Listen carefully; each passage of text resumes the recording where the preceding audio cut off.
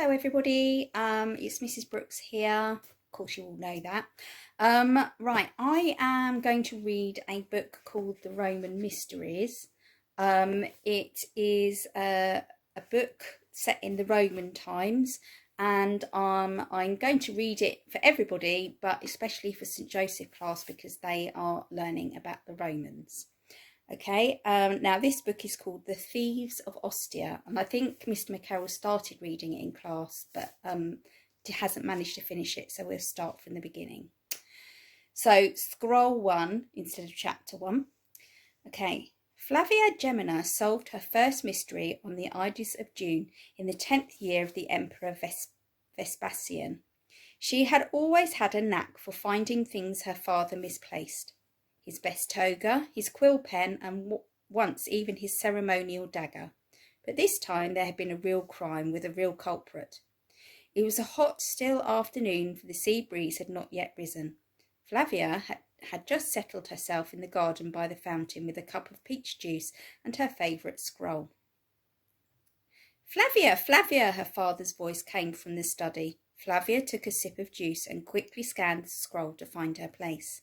She would just read 1 or 2 lines. After all, the study was so close, just the other side of the fig tree. Her house, like many others in the Roman port of Ostia, had a secret garden in its centre, invisible to anyone on the street. From that inner garden it was only a few steps to the dining room, the kitchen, the storeroom, a small latrine, and the study. "Flavia!" She knew that tone of voice. "Coming, Pater!" she called. Hastily, she set down her cup on the marble bench and placed a pebble on the open scroll to mark her place. In the study, her father was desperately searching through various scrolls and sheets of parchment on the cedarwood table. Although Marcus Flavius Geminus was extremely competent aboard his own ship, on land he was hopelessly absent-minded. "Oh, Pater," Flavia tried to keep the impatience out of her voice.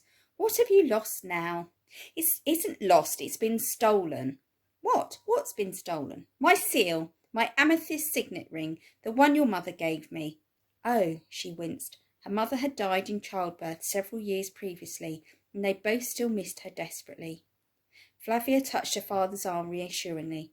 "Don't worry, Pater. I will always find things for you, don't I?" Yes, you do." He smiled down at her, but Flavia could see he was upset. "Where did you last see it?" she asked. "Right here on my desk. I was just letting these documents dry before I sealed them." Flavia's father planned to sail for Corinth in the end of the week. As a ship owner and captain, it was his responsibility to make sure the paperwork was ready. "I left the study for just a moment to use the latrine," he explained. "When I returned, the ring was gone. Look, the documents are here, the wax is here, the candle is here, still lit, but my ring is gone." "It wasn't the wind, there's no hint of a breeze," Flavia mused, gazing out of at the fig tree. "The slaves are napping in their rooms. Scuto is sleeping under the jasmine bush. He didn't even bark. Yes, it's a mystery." "It's one of the few things of hers I have left," murmured her father, "and apart from that I need it to seal my documents." He ran a hand distractedly through his hair. Flavia had an idea. "Pater, do you have another seal?" "Yes, but I rarely use it. My suppliers might not recognise it." "But it has Castor and Pollux engraved on it, doesn't it?" Her father nodded. Castor and Pollux, the mythological twins known as the Gemini, had always been linked to the Geminus family. "Well then, anyone will know it's yours. Why don't you use that ring to finish sealing the documents, and I'll try to find the stolen one." Captain Geminus' face relaxed, and he looked at his daughter fondly. "Thank you, my little owl." He kissed the top of her head. "What would I do without you?" As her father went upstairs to search the chest in his bedroom, Flavia looked around. The study was a small bright room with red and yellow plaster walls and a cool marble floor. It was simply furnished with a cedarwood chair, the table which served as a desk, and a bronze standing lamp. There was also a bust of the Emperor Vespasian on a pink marble column beside the desk. The study had 2 doors. One small folding door led into the atrium at the front of the house, and on the opposite wall a wide doorway opened directly out to the inner garden. This could be closed off with a heavy curtain. Now this curtain was pulled right back, and sunlight from the garden fell directly onto the desk, lighting up the sheets of parchment so that they seemed to glow. A little ink pot blazed silver on the sunshine. In the sunshine, it was fixed onto the desk so that it would not go missing. For the same reason, the silver quill pen was attached to the desk by a silver chain. Flavia rolled the chain absently between her thumb and forefinger, and observed how it flashed in the direct sunlight. Suddenly her keen grey eyes noticed something. On one of the sheets of parchment, a list of ship's provisions, was a faint black mark that was neither a letter nor a number. Without touching anything, Flavia moved her face closer until her nose was inches from the sheet. No doubt about it, someone or something had touched the ink while it was still tacky and had made this strange V-shaped mark. As she looked closer, Flavia could make out a strange line between the two leaning lines of the V, like the Greek letter psi. At that moment, something rustled and flapped in the garden. Flavia glanced up and saw a large black and white bird sitting on a branch of the fig tree, a magpie. The bird turned its head and regarded her with one bright, intelligent eye. In an instant, Flavia knew she was looking at the thief. She knew magpies loved glittering things. The bird had obviously stepped on the parchment before the ink had dried and then left its footprint. Now she must discover where its nest was. Flavia thought quickly. She needed a bait, something bright and shiny. Without turning her head or making a sudden movement, she surveyed the study. There were various scrolls stored on shelves along the walls, but they were parchment or papyrus, and their dangling labels only leather. The wax tablets on the desk were too big for the bird to carry, and the little bronze oil lamp too heavy. There was only one thing she could think of to tempt the bird. Slowly, she reached up to her throat and undid the clasp of a silver chain. Like every freeborn Roman boy or girl, Flavia wore a special amulet around her neck. One day, when she was married, she would dedicate this bulla to the gods of the crossroads. But for now, the chain, it hung on wild serve another useful purpose. Slipping the bulla into the coin purse, which hung from her belt, she carefully set the chain in a pool of sunlight. It sparkled temptingly. Slowly, Flavia backed out of the study and squeezed past the folding door into the cool, dim atrium. As soon as she was out of the magpie's sight, she crept along the short corridor which led back to the garden. Peeping around the corner, she was just in time to see the magpie fly down into the study. Flavia held her breath and prayed her father would not come back and disturb the bird. A moment later, the magpie flew back up onto a branch, the chain dangling from its beak like a glittering worm. It remained there for a moment, looking around, then flew away over the red-tiled roof to the south towards the graveyard. Flavia ran through the garden and opened the small back door. For an instant she hesitated. She knew the heavy bolt would fall back into place behind her and she would be locked out.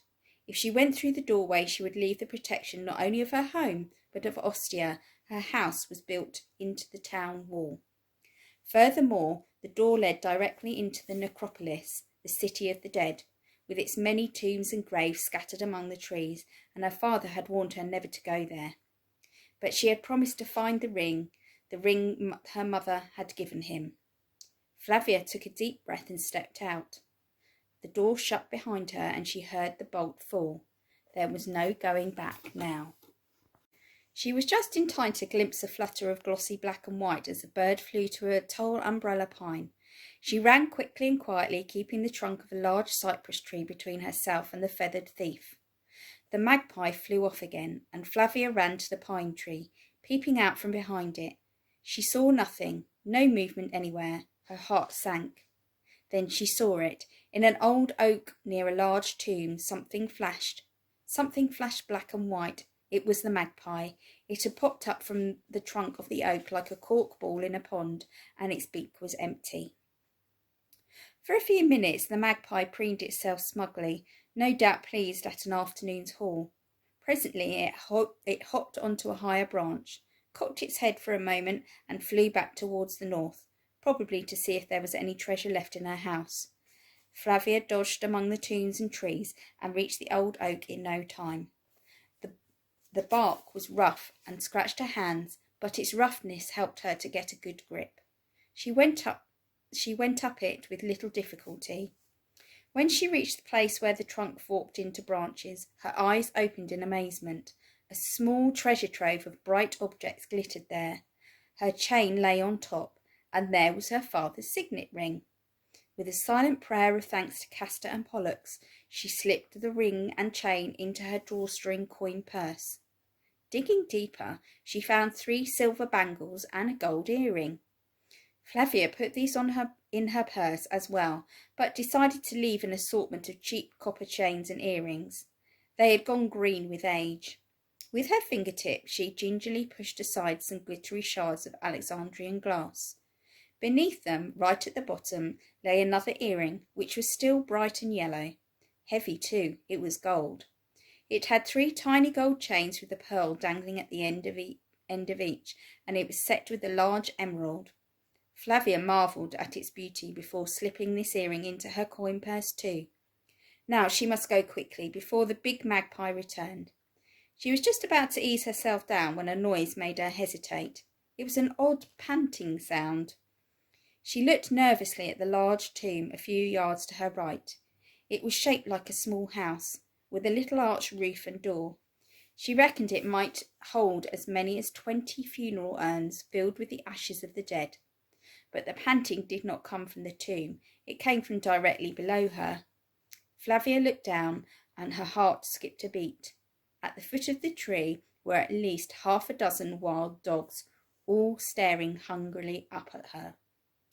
So, that was the end of the first chapter, or the first scroll. Join me next time for scroll 2. Bye for now.